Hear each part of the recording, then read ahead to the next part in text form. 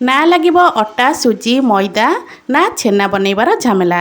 खाइबाकू तो एते स्वादिष्ट लगी थाए जे केही भी जानि परिबेनी एटा कोउथुरु बनिची। हठात जदि मिठा खाइबाकू इच्छा हबो ताहले कम समय रे बनि जाउथिबा एई मिठा को आपण माने घरे खूब कम समय रे बनि परिबे। आउ एई मिठा खाइबा पई एते भल लागि थाए गोटे दुईटार तो बिल्कुल भी मन भरिबनी।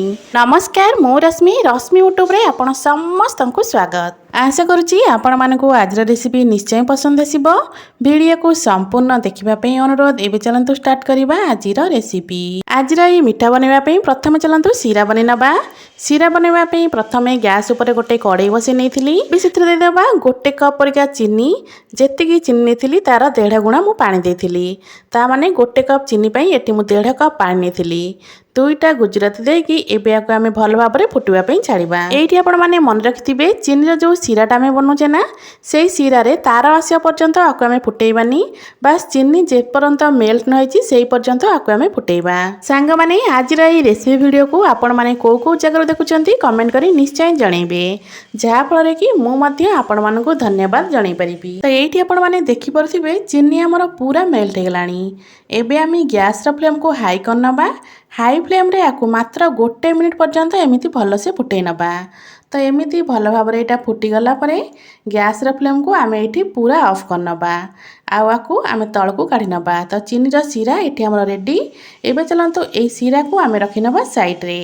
एबे आमे मिठा पे गोटे पूर बनेबा। एई पूर बनेबा पे एठी मु गोटे बड़ बाउल नि जाईची। एबे सेई बाउल रे गोटे कप दे दोची एठी मु नडिया कोरा। एठी फाळे नडिया को मु कोरिक नेथिली। ता सहित 2 रु 3 चमच परिका दे दबा एठी क्षीर गुंड बा अमूल पाउडर।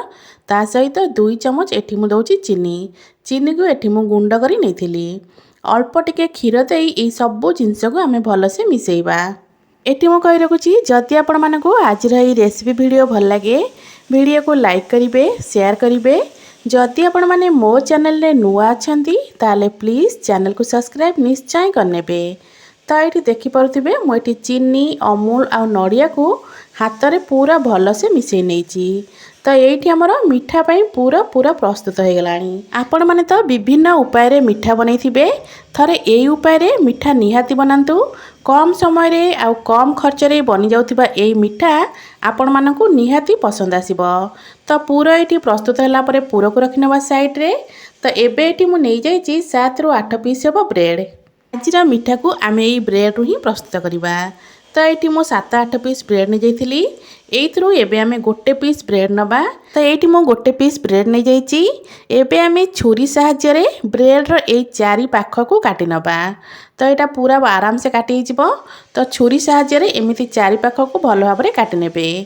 एमिति चारि पट काटी सरला परे आमे आजिर एई मिठा को एई ब्रेड रु ही बनेबा। तो ये देखि पार्थिबे जेमिति एठी मु काटी नेछि ना सेमिति ही काट नेबे। आ ब्रेड रो एई साइड रो टुकुड़ा गुडा को बिल्कुल भी फोपाड़ीबेनी। आको हल्का टिके भाजी नेबे, ताको गुंड कर नेबे। ब्रेड क्रम्स हमर रेडी हे जिवो। एई ब्रेड क्रम्स को आपण माने मासे पर्यंत स्टोर करी रखि परिबे। तो सेम प्रोसेस रे सबु जाक ब्रेड को एमिति हमें काटी नबा। तो सबु जाक ब्रेड को काटी सरला परे मु आको प्लेट रे रखि नेछि। तो ये देखि पार्थिबे सबु जाक ब्रेड रो साइड को मु काटी नेछि। एबे एई ब्रेड रु गोटे पीस ब्रेड आम नबा। को आपण माने एमिति चॉपिंग बोर्ड हो कि बेलना पट्टा हो ता ऊपर रखिकी बेलना काठी साहाय्य रे आको आमे एमिति टिके बेल नबा। टिके आको प्रेशर देकी बेलिबे जेमिति एटा पूरा पतला हे जिवो। तो आको मैं एटी प्रेशर देकी बेलिकी पूरा पतला कर नेछि। तो एटी देखि पार्थिबे ब्रेडटा हमर केते पतला हे जाईची। तो एबे एई ब्रेड रो चारि साइड रे आमे हाथ रे एमिति भल से पानी टिके लगै नबा।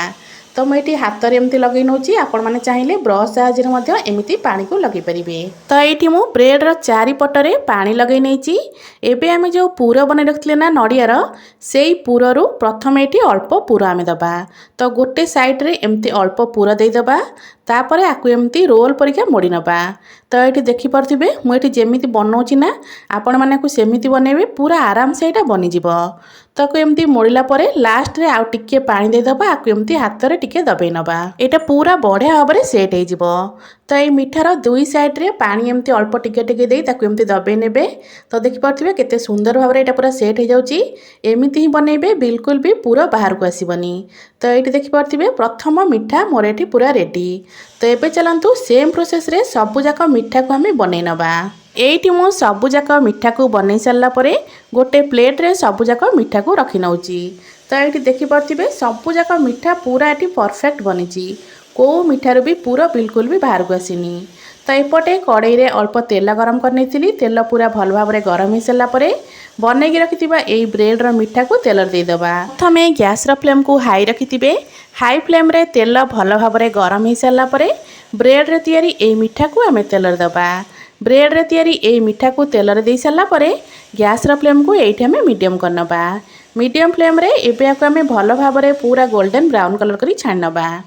तो ये देखिपे सबुजाक ब्रेड को दे सारापर आपको आम टिके छाड़ी नवा गोटे पट भल भाव में हवा पर्यंत। गोटे पट भल से टिके कलर हो सारापर आम आर पट को पलटई नवा। पाखापाखि गोटे मिनिट पर मुझे सब पलटई नहीं।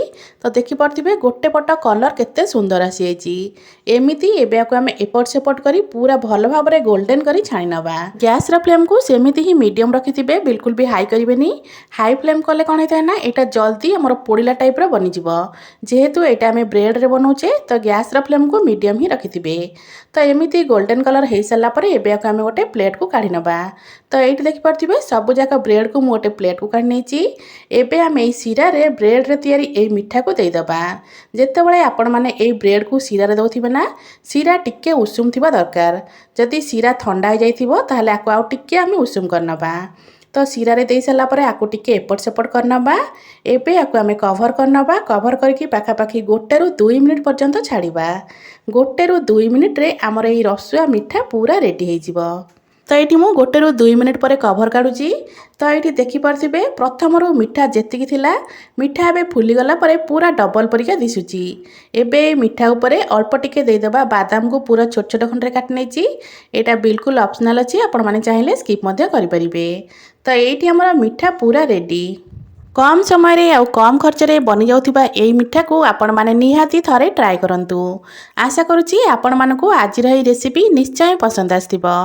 पुणी आसीबी गोटे नुआ रेसिपी नहीं। से पर्यंत रहूची नमस्कार। जय जगन्नाथ।